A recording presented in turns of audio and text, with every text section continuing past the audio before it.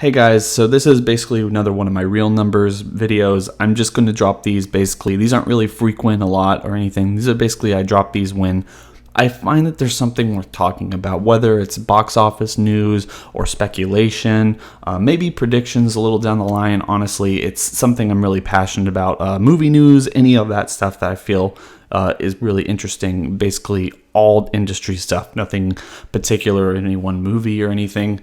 And this news actually dropped yesterday, and it's something that I found really interesting, but I couldn't necessarily get to it.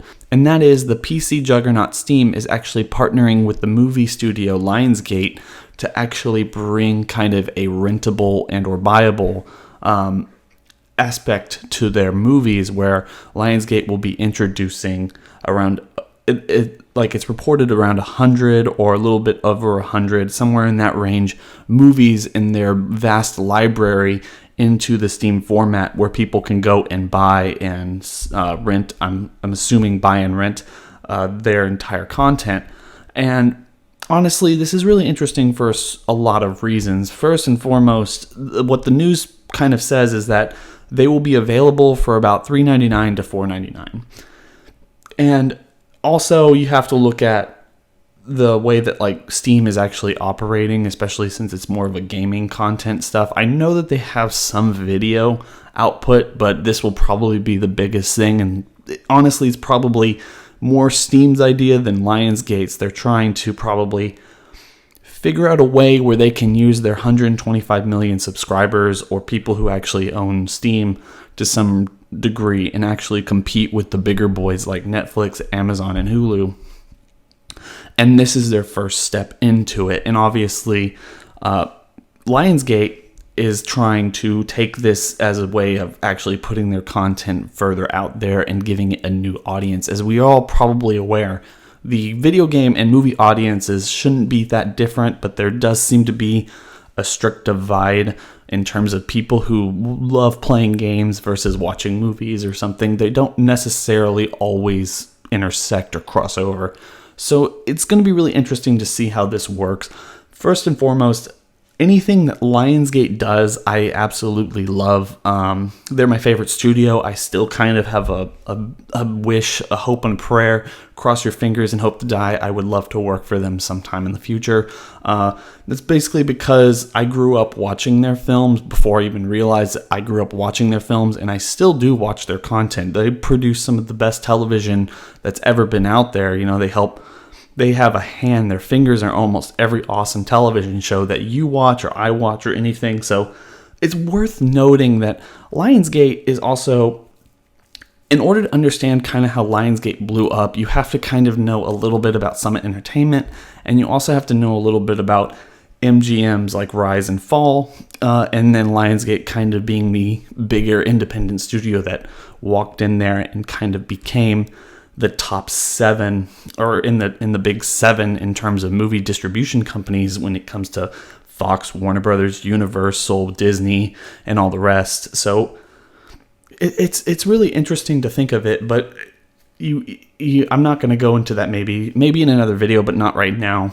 So one of the things that I really want to point out is I definitely understand where they're coming from with this, where they have just basically a rented or buying thing, honestly, a way to kind of distribute their titles in a further market. Maybe this might work for them, maybe it might not. It doesn't seem like they're kind of introducing any of their television properties to this contract. It's just movies.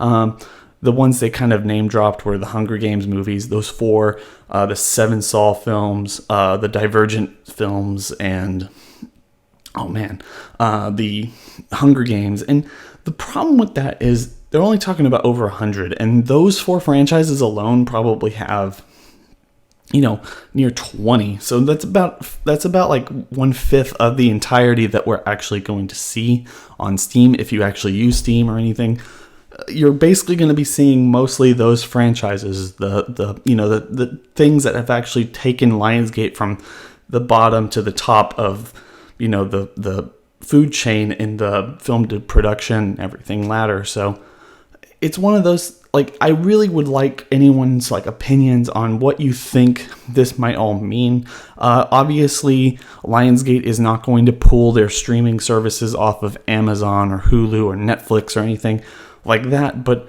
you know, it's interesting to see them kind of take this step, because honestly, even though I might be the one person or one of the only people left who actually enjoys buying and having a physical copy of their Blu-ray or DVD or whatever, what may have you, I actually like having a physical collection. But I do know that we're moving towards a digital age and everything, so maybe, and just because they're doing this, was like when they're obviously already doing this in terms of Amazon or Hulu or Netflix or anything, where people can go in and get stuff they want for cheap or unlimited for free to certain respects. Like, I think what they're trying to do here is they're trying to kind of see how much the audience kind of spills over from one thing to another, in terms of gaming. And also, maybe it might not be so silly that they might be kind of figuring out or trying to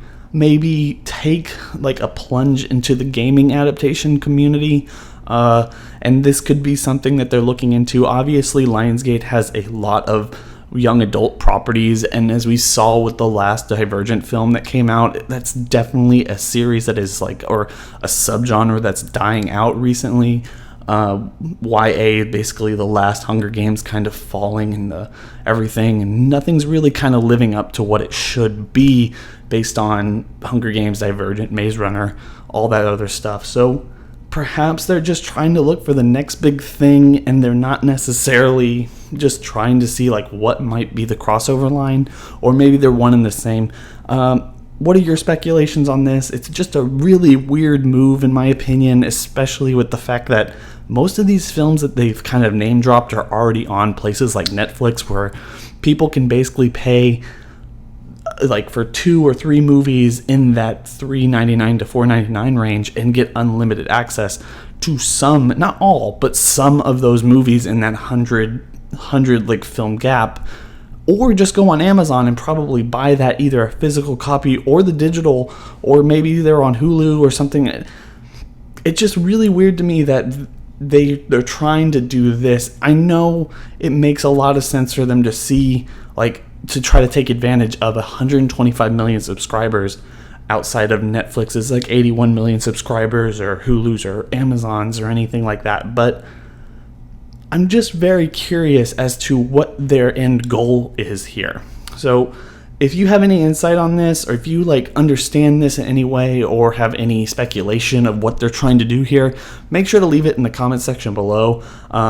I'm seriously, like, I honestly don't know. I think it's a really interesting concept that they will probably end up falling on its face. I don't think people are going to pay that much for movies, especially video game people who basically use and operate Steam just solely for video games when we have everything else. I understand kind of taking things and putting it all in one, but you know, this is not the way to go, in my opinion. So anyway, make sure to leave your comments in the comment section below. Don't forget to rate, comment, and subscribe for more content like this. If you want to see more of these real numbers kind of discussion videos where I just kind of turn on the mic and just start talking, yeah, tell me that too, because I really do enjoy doing these. They're a little easier to do. I would really love to do more like box office news or any of that stuff on this channel. So if you like this content, make sure to tell me. And have a nice day, everybody. Bye.